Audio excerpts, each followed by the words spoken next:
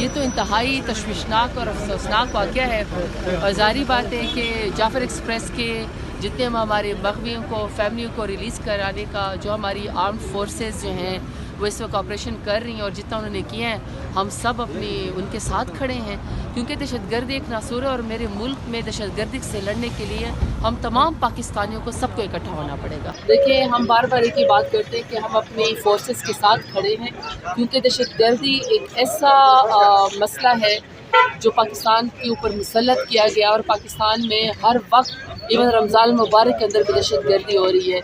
हमारे चाहे पुलिस के या हमारे फोर्सेस के हमारे भाई बहन जब वो शहीद होते हैं या हमारी सिविलियन जब शहीद होते हैं तकलीफ़ सबसे ज़्यादा हमें होती है और रमज़ानुल मुबारक में हुर्मत के महीने में लाशें उठाना बहुत ही तकलीफ़देह अमल है। तो हम अपनी फोर्सेस के साथ खड़े हैं लेकिन मैं हुकूमत की बात करना चाहती हूँ। हुकूमत इंतहाई नालायक है, इंतहाई निकम्मी है, इंतहाई गैर संजीदा है। इन्होंने ऐसे वज़रा को इस तरह वज़रा की इन्होंने वो बनाई है, इस तरह उन्होंने वजारतें बांटी जैसे रेवड़ियाँ बांट रहे हों। उन्होंने कहा शायद तू लूट से लगी हुई है वजारतों की और कारकर्दगी अगर आप देखें तो 0/0 नील है इनकी कारकर्दगी। किसी एक वज़ीर को भी नहीं पता कि उनके महकमे में क्या हो रहा है। अगर आप बलूचिस्तान के हालात देख लें, आपके PK के हालात देख लें, पंजाब के हालात देख लें, सिंध के हालात देखें, कहीं पर कोई भी इवन इस्लामाबाद के अंदर भी महफूज नहीं है और ये सब कुछ इस नालायक हुकूमत की वजह से हो रहा है। और पूरे पाकिस्तान में महंगाई जो है इंतहाई ज़ोरों के ऊपर है और रमज़ानुल मुबारक में इनसे लॉ एंड ऑर्डर की सिचुएशन जो है वो कंट्रोल नहीं हो रही है। बहरहाल रमज़ानुल मुबारक के अंदर दुआ करते हैं कि तमाम लोगों की ज़िंदगियाँ महफूज हों। मेरे लीडर की जहाँ तक बात है, आज हम यहाँ पे ATC कोर्ट के अंदर आए हैं।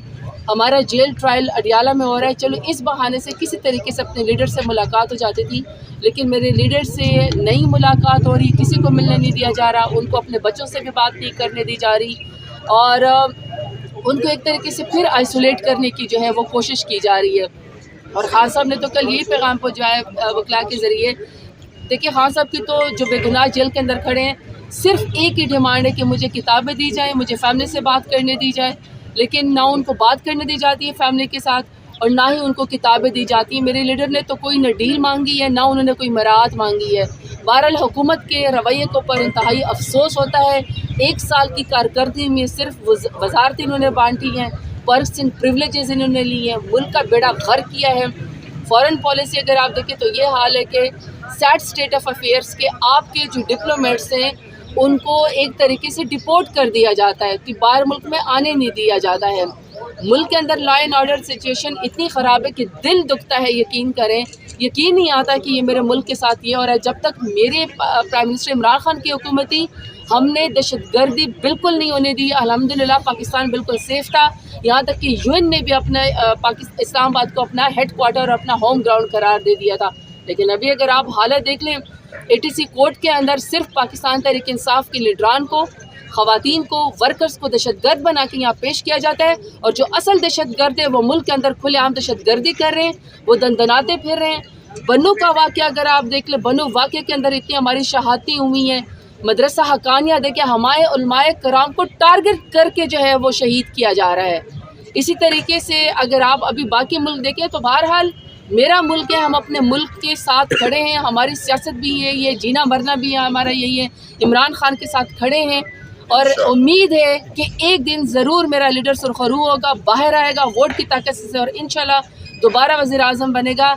ये जो नालायक निकम्मे फॉर्म 47 वाले हमारे सर के ऊपर बैठे हैं, न ये अमूर हुकूमत चला सकते हैं, ये सिर्फ अपनी जेबें भरने के लिए आए हैं और बस यही वो काम कर रहे हैं, वजारतें बांट रहे हैं, ऐश-इशरत कर रहे हैं। बाकी मुल्क चलाना इनके बस की बात नहीं है। अगर इस मुल्क को इस वक्त कोई जोड़ सकता है, अगर बहरानों में से निकाल सकता है, अगर दहशतगर्दी का कोई खात्मा कर सकता है, अगर फॉरेन पॉलिसी को बेहतर कर सकता है, अगर मुल्क की इकॉनमी को इसको कोई बेहतर कर सकता है, तो वो मेरा लीडर इमरान खान है। 3 सवाल हम अभी भी आपसे बार बार करते रहेंगे कि 26 नवंबर को आपने निहत्ते लोगों के ऊपर गोलियाँ क्यों चलाई थी, उसका आपने जुडिशल कमीशन अभी तक क्यों नहीं बनाया। मेरे लीडर इमरान खान समेत, उनकी बेगम साहबा समेत और हमारे कारकुनान समेत जितने भी लोग इस बेगुनाह जेलों के अंदर हैं, वो अभी तक क्यों जेलों के अंदर है, उनको क्यों नहीं जो है वो इंसाफ मिला।